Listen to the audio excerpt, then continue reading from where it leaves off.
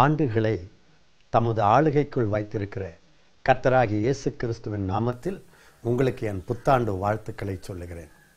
இந்த புது ஆண்டு எப்படி இருக்கும் என்று உங்கள் உள்ளத்தில் பல கேள்விகள் வரலாம்.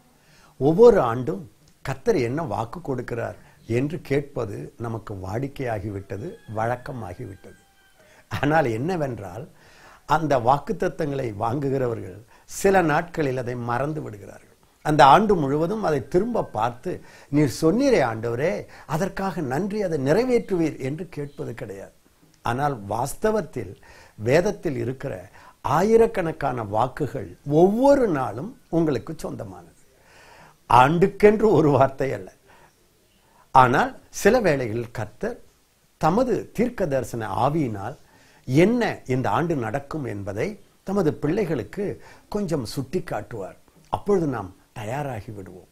இந்த ஆண்டு கர்த்தர் உங்களை, தமது பிள்ளைகளை பலுகி பெருகச் செய்ய போகிறார்.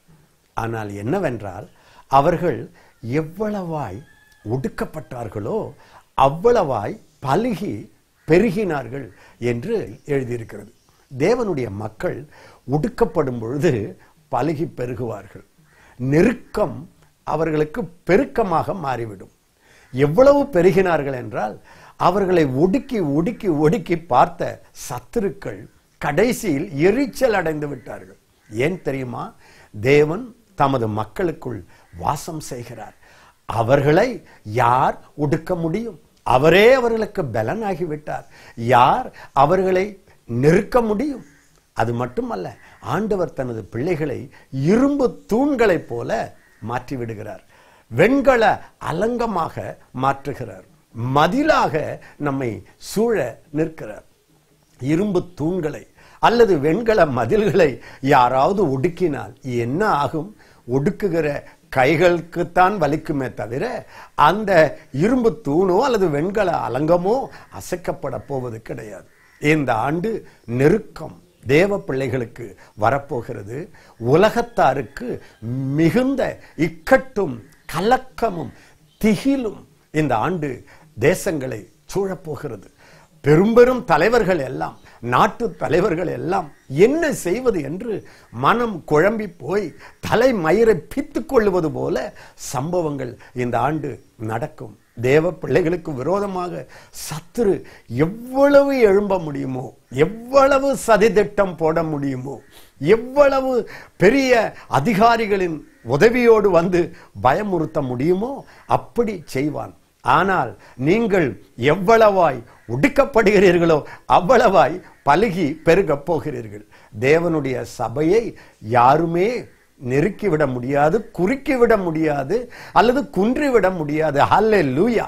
அந்த தைரியத்தோடு இந்த புத்தாண்டுக்குள்ளாக நீங்கள் போகலாம். இந்த ஆண்டு தன் பராக்கிரமத்தை, தனக்கு தன் மக்கள் மீது இருக்கிற பாசத்தை கர்த்தர் காட்டப் போகிறார். அதே நேரத்தில் அவருடைய கண்டிப்பையும் நாம் பார்க்க போகிறோம். ஏனென்றால், உங்களுக்குள்ளே தமது விலையேற பெற்ற விசுவாசத்தை வைத்திருக்கிறார். அழிந்து போகிற பொன் புடமிடப்பட்டு அக்கினியினால் எரிக்கப்பட்டு அது சுத்தமாவது போல தனது பிள்ளைகளிடத்தில் கண்டிப்பாக இருந்து அவர்களுக்குள்ளே அந்த அக்கினி போன்ற பற்பல சோதனைகள், பற்பல இடர்பாடுகள் அல்லது உபத்திரவங்களின் ஊடே தேவனுடைய திருச்சபை போக வேண்டி இருக்கும். நெருக்கமான பாதை போல தெரியும், ஆனால் அது அற்புதமான பாதை. இஸ்ரவேல் மக்கள் சிவந்த சமுத்திரத்தில் நடந்து போகிறார்கள். பல்லாயிரம் மக்கள் இந்த பக்கம் அந்த பக்கம், வெள்ளம் போல மதிலாக, வெள்ளமே மதிலாக நிற்கிறது. அது ஒரு விசால பாதை அல்ல. ஆனால் பின்னால் சத்துருக்கள் தொடர்ந்து வருகிறார்கள். உங்களுக்கு என்ன நடந்தது என்று தெரியும். அது குறுகின பாதையா இருந்தாலும் அது அதிசய பாதை, அது அற்புத பாதை. தேவனுடைய மகிமை அவர்களை நடத்தி கொண்டு போகிறது. அப்படித்தான் இந்த ஆண்டு தன் மக்களை நெருக்கத்தினோடே ஆண்டவர் அனுமதித்து அழகாக நடத்துவார். ஏன் தெரியுமா? பொன்னை பாருங்கள், அது நெருப்பில் போடும் பொழுது பொன் அழிவதல்ல, அதனுடைய வண்ணம் கூட மாறுவதல்ல, அல்லது தன்மையோ எடையோ குறைவதில்லை. என்ன குறைகிறது? அதில் ஒட்டி இருக்கும் மாசுகள் எரிகிறது. ஆண்டவர் என்னதான் கிருபை உள்ளவராய் இருந்தாலும் பாவத்தை கண் சாடையாக விடுவது இல்லை. நீங்கள் கிருபைக்கு கீழ்ப்பட்டிருக்கும் பொழுது பாவம் உங்களை மேற்கொள்ளாது. ஆகவே அந்த பாவமோ மாசோ அவிசுவாசமோ அல்லது நமது விசுவாசத்தை புடமிட வரும் பொழுது அதற்கு சில பிரச்சனைகள், சில உபத்திரவங்கள் வரும். அப்பொழுது என்ன அழியும்? மாசுகள் அழியும், மாம்சம் அழியும். ஆனால் உள்ளே இருக்கிற விசுவாசம் பளிச்சிட்டு அது பிரகாசிக்க போகிறது. கொஞ்ச காலம் பாடுகள் வருவது போல இருக்கும். வேதத்தில் இயேசு சொன்னார் இல்லையா, இந்த உலகத்தில் உங்களுக்கு உபத்திரவம் உண்டு, ஆனாலும் திடன் கொள்ளுங்கள், நான் உலகத்தை ஜெயித்தேன். யாரை பார்க்க போகிறீர்கள்? உலகத்தை ஜெயித்தவரை, சாத்தானை ஜெயித்தவரை, உபத்திரவங்களை ஜெயித்து ஜெய வீரனாக உங்களுக்குள் இருக்கிறாரே, அவரை பார்த்து கொண்டு நீங்கள் ஸ்தோத்திரம் பண்ணிக்கொண்டே போகலாம். அப்பொழுது பெரிய பாடுகள் உங்களுக்கு சிறிய பாடுகளாக தெரியும். நித்திய பார்வையிலே, பரலோக பார்வையிலே நீங்கள் உபத்திரவங்களை பார்த்தால் கொஞ்ச காலம். பவுல் எவ்வளவு பாடுகளை பட்டவன். அவன் என்ன சொல்லுகிறான்? லைட் அஃப்ளிக்ஷன், மொமெண்டரி அஃப்ளிக்ஷன், தற்காலிகம், அது மட்டுமல்ல லேசானது. அப்படிப்பட்ட சிந்தையோடு இந்த ஆண்டு திருச்சபை நடந்து போக போகிறது. அடுத்து என்னவென்றால், இந்த ஆண்டு தேவனுடைய சபை மகா பயங்கரமான விசாலம் அடைய போகிறது. புடமிடப்பட்டு வெளியே வந்த தேவ மக்கள் உலகம் அறிய புகழ்ச்சி, கனம், மகிமை அடைய போகிறார்கள். அவர்களை கர்த்தர் பரவசப்படுத்தி மகிழ்ச்சியாக்கி உலகத்துக்கு முன்பாக, பார்த்தாயா என் பிள்ளைகள் புடமிடப்பட்டு வந்தார்கள் என்று காட்டப் போகிறார். ஷாத்ராக், மேஷாக், ஆபேத் நேகோ நெருப்பில் போய் வந்தவுடன் அவர்களுக்கு வந்த கனம் என்ன, புகழ்ச்சி என்ன! அப்படியே உண்மையாயிருக்கிற தேவ மக்களுக்கு இந்த ஆண்டு மிகப்பெரிய உயர்வை தரப்போகிறார். அரசாங்கத்திலும் சரி, பெரிய மனிதர்களுக்கு முன்பாகவும் கர்த்தர் தம் சபையை வாலாக்காமல் தலையாக்கி உயர்த்த போகிறார். முதலாவது கர்த்தர் இந்த ஆண்டு உங்களுக்கு என்ன சொல்லுகிறார்? பாடுகளை நீங்கள் பார்க்கிற பார்வை எப்படி இருக்கிறது? இந்த பாடுகள் என்னை அழிக்கப் போகிறது என்று பார்ப்பீர்களா, அல்லது என்னை பழிச்சிட வருகிறது என்று அதை பார்த்து சிரித்துக் கொண்டு எனக்குள் இயேசு இருக்கிறார் என்று வெற்றி நடை போடுவீர்களா? ஆகவே இந்த ஆண்டு ஆண்டவர் உங்களுக்கு பாடுகளை பார்க்கிற பார்வை. இரண்டாவது, பரந்த தரிசனம் தன் மக்களுக்கு வர வேண்டும் என்று விரும்புகிறார். நான் ஆண்டவரோடு 45 ஆண்டு காலம் நடந்து அவருக்கு ஊழியம் செய்து கொண்டு வருகிறேன். ஆண்டவருடைய வேதனை எனக்கு புரிகிறது. தனது மக்கள் சின்ன தரிசனத்திலே, குறுகின பார்வையிலே, சின்ன வட்டத்திலே திருப்தி அடைவது அவர் உள்ளத்தை வேதனைப்படுத்துகிறது. அவர் சொல்லுகிறார், உங்கள் கண்களை ஏறெடுத்து பாருங்கள், வயல்வெளியை பாருங்கள், முழு உலகத்தையும் பாருங்கள், தரிசனத்தை விசாலமாக்குங்கள். திரும்ப திரும்ப சொல்லுகிறார், உன் கூடாரத்தை நீ விசாலமாக்கு, நான் விசாலமாக்குவேன் என்று எனக்கு காத்திருக்காதே, உனக்குள் நான் ஒரு சக்தியை தந்திருக்கிறேன். நீ எவ்வளவு விரும்புகிறாயோ, நீ எவ்வளவு விசுவாசிக்கிறாயோ, நீ எவ்வளவு ஆசைப்படுகிறாயோ, எந்த அளவு துணிச்சலாய் முன்னேறுகிறாயோ, உன் கூடாரத்தை நீயாகவே விசாலமாக்கலாம். உன் திரைகளை விரிவாக்கு, நீளமாக்கு. நீ எவ்வளவு தொலைதூர பார்வைக்கும் நீ போகலாம், நான் அதை விரும்புகிறேன் என்று கர்த்தர் சொல்லுகிறார். இந்த ஆண்டு தனது மக்களுக்கு புது புது தரிசனங்களை, அல்லது தொலைதூர பார்வையை, அகன்ற பார்வையை, பரந்த தரிசனத்தை கர்த்தர் தர விரும்புகிறார். உங்களுக்கு நினைவு இருக்கிறதா? மோசேயின் கடைசி நாளிலே ஆண்டவர் அவனை நேபோ என்னும் மலைக்கு கொண்டு போனார். அங்கே பிஸ்கா என்னும் கொடுமுடியில் நிறுத்தினார். ஒரு நொடி பொழுதில் அல்லது சில மணி நேரத்துக்குள் அந்த சுதந்திரிக்க போகிற எல்லா தேசத்தையும் காட்டினார். நான் நினைக்கிறேன், அவனை ஆவிக்குள்ளாக்கி அவனை தரிசனத்தில் காட்டியிருப்பார், அல்லது அவனுடைய ஆவியை கொண்டு போய் எல்லாவற்றையும் சுற்றுலா போல காட்டியிருப்பார். ஆனால் வேதனை என்னவென்றால், நீ எல்லாவற்றையும் பார்த்தாலும் நீ அதற்குள் பிரவேசிக்க மாட்டாயப்பா என்று சொல்லிவிட்டார். இது பழைய உடன்படிக்கையில் வாழுபவர்களுக்கு வருகிற ஒரு வேதனை. ஆனால் நீங்களும் நானும் ஆபிரகாமின் சந்ததிகள், ஆபிரகாமின் பிள்ளைகள். யாரால? இயேசு கிறிஸ்துவால நீங்கள் பிள்ளைகளாகி விட்டீர்கள். ஆபிரகாமுக்கு என்ன சொன்னார்? லோத்து பிரிந்து போகும் வரை பார்த்து கொண்டிருந்தார். இவன் நானே எல்லாம் என்று என்னை பார்க்கட்டும் என்று அமைதியா இருந்தார். லோத்து பிரிந்து போகிறான். ஆபிரகாம் வேதனையோடு பார்க்கிறான். அப்பொழுது கர்த்தர் வந்து, ஆபிரகாமே, உன் கண்களை ஏறிட்டு பார், நீ மேற்கே பார், கிழக்கே பார், வடக்கே பார், தெற்கே பார், நீ பார்க்கிற இடம் எல்லாம் உனக்கு நான் தருகிறேன், உன் சந்ததிக்கு தருகிறேன். எழும்பு, நட, வேகமாய் போ, நீளம் அகலம் எவ்வளவோ அவ்வளவு வேகமாய் நீ போ, அதை எல்லாம் உனக்கு தருகிறேன். நீ பூமியின் தூளை போல் ஆவாய், அல்லது வானத்து நட்சத்திரங்களைப் போல் பெருகுவாய், கடற்கரை சமுத்திரத்தின் மணலை போல பெருகுவாய் என்றார். இந்த ஆண்டு கர்த்தர் சொல்லுகிறார், எண்ண முடியாத அளவு நீ வளரலாம். உன் பார்வை எவ்வளவு பெரிய தரிசனத்தை பார்க்கிறதோ அவைகள் எல்லாம் உனக்கு சொந்தமாகும். புது எல்லையிலே நுழைந்து பாருங்கள். இதுவரை செய்யாததை செய்து பாருங்கள். நேற்று வரை நான் இப்படித்தான் இருந்தேன், அப்படியே மறித்து விடுவேன் என்று சொல்லாதீர்கள். ஊழியத்தில் கூட இதுவரை செய்ததையே செய்யாதீர்கள். புதிதாக இன்னும் புதிய எல்லையிலே போங்கள். ஆபிரகாமுக்கு அன்று ஆண்டவர் சொன்னாரே, நீ இருக்கிற இடத்தில் இருந்து மேற்கே கிழக்கே பார், நட. அப்படி என்றால் என்ன? இருக்கிற இடத்திலேயே இருக்காதே. காலம் ஓடுகிறது, நெருக்கம் வருகிறது. ஆகவே எழும்பி போ, அட்டம் பண்ணு என்று இந்த ஆண்டு உங்களை திடப்படுத்துகிறார். ஏன் தெரியுமா? அவர் உங்களை குறித்து வைத்திருக்கிற நினைவுகள் பூமிக்கு வானம் எவ்வளவு உயரமாக இருக்கிறதோ அவ்வளவு உயர்ந்த எண்ணங்களை வைத்திருக்கிறார். நீங்கள் ஏன் உயர்ந்த தரிசனங்களை காணக்கூடாது? நீங்கள் ஏன் அகலமாய் காலை வைக்கக்கூடாது? நீங்கள் ஏன் நீளமாய் போகக்கூடாது? உண்மையாகவே இந்த ஆண்டு பல வருடம் முயற்சி பண்ணி எனக்கு கிடைக்கவில்லை என்று அங்கலாய்ப்பவர்களுக்கு இந்த ஆண்டு மிக மிக மிக சுலபமாக கர்த்தர் அற்புதங்களை செய்ய போகிறார். ஆகவே திடன் கொள்ளுங்கள்.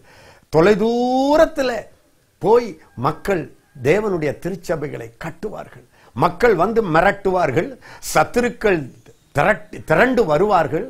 சத்துருக்கள் திரண்டு வந்து மிரட்டுவார்கள். ஆனால் தேவனுடைய சபையோ அகலமாய் வளரும்.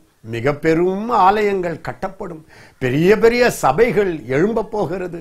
இதுவரை கைவிடப்பட்ட இடங்கள், பாழான இடங்களில் எல்லாம் தேவனுடைய மக்கள் நுழைந்து திருச்சபையை கட்டப்போகிறார்கள். நிலம், பில்டிங்ஸ், கட்டடங்கள் கர்த்தர் தமது உண்மை பக்தர்களுக்கு தரப்போகிறார். ஆகவே நீங்கள் அகலமாய் நீங்கள் பார்க்க வேண்டும், பரந்த தரிசனம் அடைய வேண்டும் என்று ஆண்டவர் விரும்புகிறார். மூன்றாவது, பாதுகாப்பின் மேல் உங்கள் கண்ணை வைக்க வேண்டும். உங்களை பயமுறுத்துகிறவர்களை பார்க்காதீர்கள், உங்களை பாதுகாக்கிற அவரை பாருங்கள். அவர்களோடு இருப்பவர்களை பார்க்கலும் உங்களோடு என்னோடு இருக்கிறவர்கள் அதிகம் என்ற அந்த பார்வையை பாருங்கள். அன்று அசீரிய அரசன் சீறி வந்து 1000 திட்டங்களை தீட்டி பெரிய அதிகாரிகளோடு யோசனை பண்ணி இஸ்ரவேலரையும் எலிசாவையும் அழித்துவிட வந்தான் இல்லையா? கர்த்தர் முதலாவது வெளிப்படுத்தினார். தனது பிள்ளைகளுக்கு சொல்லாமல் அவர் எதையும் செய்வதில்லை. இந்த ஆண்டு ஆண்டவர் எனக்கு சொன்னார், தேவ பிள்ளைகள் என் சத்தத்தை கேட்க பழக வேண்டும். ஆண்டவர் என்னோடு பேசினால் நன்றாக இருக்கும், இல்லாவிட்டால் பரவாயில்லை. அப்படி அல்ல. யார் என் குரலை கேட்கிறார்களோ அவர்கள் எத்தனையோ ஆபத்துக்களுக்கு தப்பிக்கொள்ளப் போகிறார்கள். என் சத்தத்தை கேட்காமல் யார் அங்கேயே தங்கி விடுகிறார்களோ அவர்கள் சில வேளைகளில் அபாரமான ஆபத்துக்களையும் சந்திப்பார்கள். தேவ குரலை கேட்பது ஒரு நல்ல பழக்கம் அல்ல. அது உயிரை நிர்ணயிக்கப் போகிறது. வாழ்வா சாவா என்பதை நிர்ணயிக்கப் போகிறது. அன்று ஏரோதின் காலத்தில் அன்பு இரட்சகர் இயேசு பிறந்த பொழுது உங்களுக்கு தெரியும், ஏரோது தந்திரசாலி. நீங்கள் பார்க்க போகிறீர்கள் தந்திரத்தின் உச்ச கட்டத்தை அகில உலகத்திலும் நீங்கள் பார்க்க போகிறீர்கள்.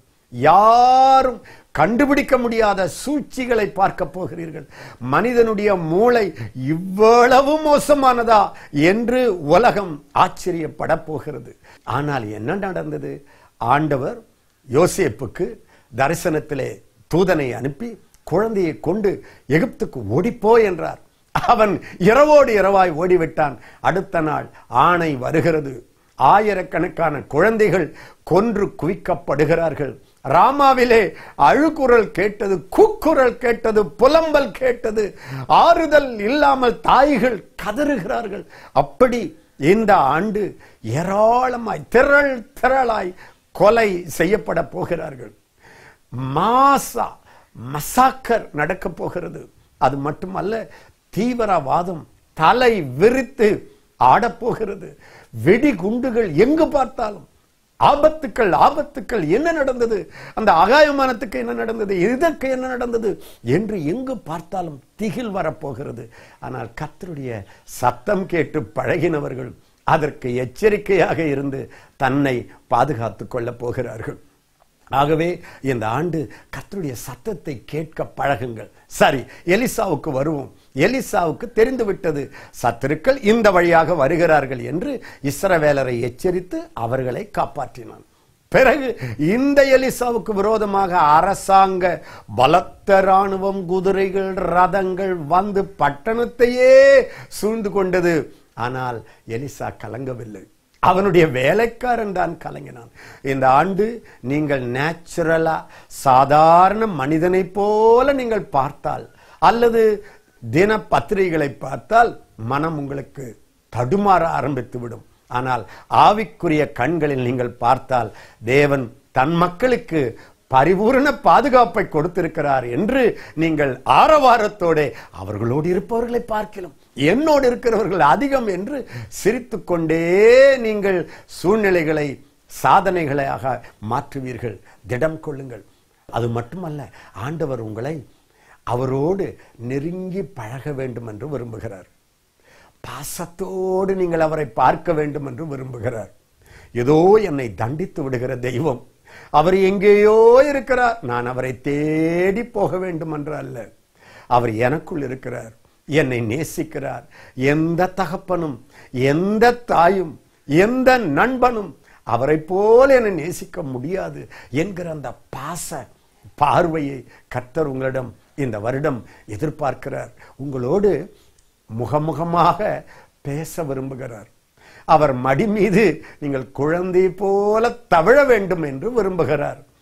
நீங்கள் எந்த வயது உள்ளவராயிருந்தாலும் ஒரு நல்ல நண்பனை போல, ஆபிரகாமை போல, மோசேயை போல அவரோடு நீங்கள் உறவாட வேண்டும் என்று விரும்புகிறார். அவருடைய நெஞ்சிலே உங்கள் தலையை பதித்து அவர் சொல்லுகிற விஸ்பரிங், அவர் மெதுவாய் சொல்லுகிறதை கூட கேட்டு நீங்கள் உலகத்துக்கு சொல்ல வேண்டும் என்று விரும்புகிறார். சுருக்கமாய் சொன்னால், இந்த ஆண்டு கண்களுக்கு தெரியாத அந்த தேவனோடு உறவாடி அவர் குரல் கேட்டு அதிசயமான வாழ்க்கை, அற்புதமான வாழ்க்கை, உங்கள் ஊழியத்தின் மூலம் உங்கள் குடும்பங்களில் பல அதிசயங்களை, அற்புதங்களை செய்து உலகத்தாரை, எதிரிகளை திக்குமுக்காட செய்ய வேண்டும் என்று ஆண்டவர் விரும்புகிறார். அடுத்த ஒரு பார்வை பரலோக பார்வை. 1000 பேர் எழும்பி வரட்டும், 1000 தீவிரவாதம் தலைவிரித்து ஆடட்டும், அதிகாரிகளும் அரசர்களும் ஏகமாய் கூடி உங்களுக்கும் தேவ திருச்சபைக்கும் விரோதமாய் வரட்டும். ஆனால் பரலோகத்தில் ஒருவர் வீற்றிருக்கிறார். பரலோகம்தான் பூலோகத்தை ஆளுகிறது, மறந்து விடாதீர்கள். அவர் பரலோகத்தில் வீற்றிருந்து இவர்கள் எல்லாரும் பேசுகிற சதி திட்டங்களை பார்த்து சிரித்து கொண்டிருக்கிறார், பகடி பண்ணுகிறார். அவர் சொல்லுகிறார், என் குமாரனை நான் என் பர்வதத்தில் ராஜாவாக உட்கார வைத்திருக்கிறேன். அவர் கையில் இரும்பு கோல் இருக்கிறது. அந்த கோலை அவர் குயக்கலத்தை, மண் பாத்திரங்களை உடைப்பது போல ராஜாக்களை, அதிகாரிகளை உடைப்பார். ஆகவே பயப்படாதிருங்கள் என்று வேதம் சொல்லுகிறது. ஆகவே இந்த ஆண்டு நீங்கள் கர்த்தர் எப்படி தன் மக்களுக்காக வழக்காடுகிறார் என்பதை பார்க்க போகிறீர்கள். ஆண்டவருடைய ஞானம் என்ன தெரியுமா? தேவ பிள்ளைகளுக்கு விரோதமாக அல்லது இந்த உலக மக்களை அழிக்க வருகிற சக்திகளை, பாஷைகளை, அவர்கள் மொழியை வித்தியாசப்படுத்தி விடுவார். அன்று பாபேல் கட்டிக்கொண்டிருந்த பொழுது என்னை யாரும் அசைக்க முடியாது, நாங்கள் மிக பெரும் கூட்டம் என்று கொக்கரித்த பொழுது ஆண்டவர் இறங்கி வந்தார் இல்லையா? இறங்கி வந்து அவர்கள் பாஷைகளை தாறுமாறாக்கினார் இல்லையா? அப்படி தனது எதிரிகளின் பாஷைகளை தாறுமாறாக்க போகிறார். அவர்களுக்குள்ளேயே வேறுபாடுகள் வரப்போகிறது. ஒருவருக்கொருவர் அவர்களே இடித்துக் கொள்ளுகிற சூழ்நிலைகளை உண்டு பண்ணுவார். நீங்களோ பத்திரமாக இந்த ஆண்டு கர்த்தருக்காக ஓடி ஓடி உழைக்கப் போகிறீர்கள். இந்த ஆண்டு நிறைய இளம் ஊழியர்களை அறுவடை களத்துக்கு கர்த்தர் அனுப்ப போகிறார். அறுவடை மிகுதி என்றார், கண்களை ஏறெடுத்து பாருங்கள் என்றார். ஆகவே அறுவடை களத்துக்கு இளைஞர்களை ஆண்டவர் ஏவி எழுப்பி வரங்களோடு வல்லமையோடு பிரகாசிக்கும்படி அனுப்ப போகிறார். பல நாடுகளிலிருந்து பல பகுதிகளிலிருந்து தேவ மக்களை, ஒத்த தரிசனம் உள்ளவர்களை கர்த்தரே இணைத்து அவர்களை தேசங்களுக்கு ஆசீர்வாதமாக மாற்றப் போகிறார். ஆகவே இந்த புது ஆண்டை நீங்கள் தைரியமாக மகிழ்ச்சியோடு தேவனை துதித்துக் கொண்டே இந்த ஆண்டு நீங்கள் புறப்பட்டு போகலாம். அது மட்டுமல்ல, இந்த ஆண்டு ஏற்கனவே நான் பின்வாங்கி போய்விட்டேன், எத்தனையோ கிருபைகளை நான் இழந்து விட்டேன், ஆண்டவர் எனக்கு கொடுத்த ஊழியத்தை பாழ்படுத்தி விட்டேன், நல்ல நாட்களை கெடுத்துக் கொண்டேன் என்று சொல்லுகிறவர்களுக்கு ஒரு நற்செய்தி. இன்னும் ஒரு தருணத்தை கர்த்தர் இந்த ஆண்டு தரப்போகிறார். அன்று யோனாவை எப்படி இரண்டாம் விசை பேசி, யோனாவே வா, திரும்ப உன்னை அனுப்புகிறேன் என்று நினிவேவுக்கு அனுப்பினாரோ, அப்படி உங்களையும் உங்கள் மேல் நீங்கள் பிறந்த பொழுதே வந்த அந்த அழைப்பை கர்த்தர் நிறைவேற்றிக் கொள்ளுக இன்னும் ஒரு வாய்ப்பை தரப்போகிறார். அந்த வாய்ப்பை நீங்கள் பயன்படுத்தி கீழ்ப்படிந்து ஓடினால் இதுவரை நீங்கள் செய்ய முடியாதவைகளை எல்லாம் சேர்த்து வைத்து கர்த்தருக்காக செய்து முடிக்கப் போகிறீர்கள். ஆகவே நீங்கள் இந்த ஆண்டு எழும்புங்கள், பிரகாசியுங்கள். நாடுகளுக்கு உலகம் எப்படி இருக்கும், அரசாங்கம் எப்படி இருக்கும், உலக நிலவரம் எப்படி இருக்கும் என்று கேட்கிறீர்களா? வேதம் அதை குறித்து திட்டவட்டமாக ஏற்கனவே சொல்லிவிட்டது. அதுதான் உறுதியான தீர்க்க தரிசனம். கடைசி நாட்களில் கொடிய காலங்கள் வரும் என்று அறிவாயாக. கொடிய காலங்கள். இந்த ஆண்டு ஒரு இருண்ட காலம், திகில் நிறைந்த காலம். தேவனுக்கு விரோதமாய், தேவ மக்களுக்கு விரோதமாய் மக்கள் நாடுகள் எழும்புகிற காலம். வேத வசனத்தின் ஒழுங்குகளை எதிர்க்கிற காலம். ஆயிரங்கள் கொன்று குவிக்கப்படுகிற காலம். ஒரு பயங்கரமான காலம். ஒரு பக்கம் நீங்கள் பொருளாதாரம் வளருகிறது, செழிக்கிறது என்பது போல இருக்கும், ஆனால் வாஸ்தவத்தில் அது உள்ளே சரிந்து கொண்டே இருக்கும். ஆகவே தலைவர்கள், அரசாங்க மக்கள் குழம்பிக் கொண்டிருப்பார்கள். தேவ பிள்ளைகளாகிய உங்களையோ கர்த்தர் பொருளாதார செழிப்பை தருவார். அவர் வேலைக்கு கோடிக்கணக்கான பணம் தேவை என்பது அவருக்கு தெரியும். உண்மை பக்தர்களுக்கு கொடுத்து ஊழியத்தை வேகமாய் செய் என்று இந்த ஆண்டு சொல்லி உற்சாகப்படுத்த போகிறார். பல திசைகளிலிருந்து எதிர்ப்பு வரும், எல்லா திசைகளிலிருந்து எதிர்ப்பு வரும். ஆனால் எல்லா திசைகளிலும் திருச்சபைகள் பரவும். திடமாய் தைரியமாய் இந்த புத்தாண்டிலே ஸ்தோத்திரத்தோடு நன்றியோடு நன்றி உணர்வோடு இந்த ஆண்டு வாழ்க்கை நடத்துங்கள். இல்லாததின் மேல் கண்ணை வைக்காதிருங்கள். செய்ததை நினைத்து நன்றி சொல்லுங்கள். நட்போடு அவரோடு உறவாடுங்கள். நடுங்குங்கள். நடுங்குங்கள் என்றால் ஆண்டவர் என்னை அடித்து விடுவார் என்றல்ல, என்னை நேசிக்கும் என் தெய்வத்தின் உள்ளத்தை நான் துன்பப்படுத்திவிடக் கூடாது என்ற நடுக்கத்தோடு அவருக்கு பயந்து வாழுங்கள். இந்த ஆண்டு உங்கள் திறமைகளை கர்த்தர் வெளியே கொண்டு வருவார். உலகத்தில் திறமை வாய்ந்தவர்களை திருச்சபையின் உதவிக்கு தன் பிள்ளைகளை அனுப்புவார். கமாலியேல் போல இன்னும் பல பெரிய அரசாங்கத்திலே நமக்காக, தேவனுக்காக, தேவ பிள்ளைகளுக்காக வழக்காடுகிற பலரை கர்த்தர் எழுப்பி நமக்காக வழக்காட வைப்பார். ஆகவே இந்த ஆண்டு உங்களுக்கு ஒரு மிகப்பெரிய ஆசீர்வாத ஆண்டாக இருக்கட்டும். நான் தேவ ஊழியன் உங்களை வாழ்த்துகிறேன். இந்த ஆண்டு நீங்கள் நினைத்தவைகள் நிறைவேறட்டும், அதற்கு அதிகமாய் நிறைவேறட்டும். பல ஆண்டு நீங்கள் ஜெபித்து கிடைக்காதவர்கள், கிடைக்காத பதில்கள் இந்த ஆண்டு சுலபமாய் கிடைக்கட்டும். உங்களை கர்த்தர் தமது கைகளில் பளிச்சிடச் செய்து உங்கள் விசுவாசத்தை புடமிட்டு புகழ்ச்சியாய் உங்களை வைப்பாராக என்று நான் ஆசீர்வதிக்கிறேன். இந்த பிளஸிங் டிவி நிறுவனத்திற்காக கர்த்தருக்கு நான் நன்றி சொல்லுகிறேன். என் அருமை சகோதரன் ஆலன் பால் அவர்களும் சகோதரி சோஃபியா பாலும் அவர்கள் பிள்ளைகளும் மகத்தான வேலை செய்கிறார்கள். அவர்களை நான் வாழ்த்துகிறேன். இந்த ஆண்டு முழுவதும் அவர்களை ஆண்டவர் பலுகி பெருகச் செய்வாராக. நீங்களும் அவர்களுக்காக ஜெபித்துக் கொண்டே இருங்கள். கர்த்தர் உங்களோடு இருக்கிறார். நான் இப்பொழுது உங்களுக்காக ஜெபிக்க போகிறேன். கர்த்தர் தாமே உங்களை இப்பொழுது இருப்பதை பார்க்கிலும் 1000 மடங்கு பலுகி பெருகச் செய்வாராக. எவ்வளவாய் நெருக்கப்பட்டீர்களோ அவ்வளவாய் பலுகி பெருகுவீர்களாக. அன்பு தகப்பனே, உம்முடைய வார்த்தைகள் இந்த மக்களை ஆசீர்வதிப்பதற்காக நன்றி அப்பா. உம்முடைய மார்பில நீர் அவர்களை அணைத்து இந்த ஆண்டு அவர்கள் எல்லையை விரிவாக்கி அகில உலகத்துக்கும் ஆசீர்வாதமாய் வைப்பீராக. இந்த குடும்பங்களை ஆசீர்வதிக்கிறேன், இளைஞர்களை ஆசீர்வதிக்கிறேன், அவர்கள் தொழிலை ஆசீர்வதிக்கிறேன், பிள்ளைகளை ஆசீர்வதிக்கிறேன், வயதானவர்களை ஆசீர்வதிக்கிறேன். ஐஸ்வர்யம் வருவதாக. இவர்கள் கோஷேன் நாட்டிலே இருப்பது போல இருந்து செழிப்பார்களாக. நீர் அப்படி செய்வதற்காக நன்றி. இயேசுவின் நாமத்தில் பிதாவே, ஆமென், ஆமென். இந்த ஆண்டு உங்களுக்கு happy new year, anointed new year. இந்த ஆண்டு இதுவரை நீங்கள் சாதிக்காதவைகளை சாதிக்க போகிறீர்கள். Happy new year. God bless you.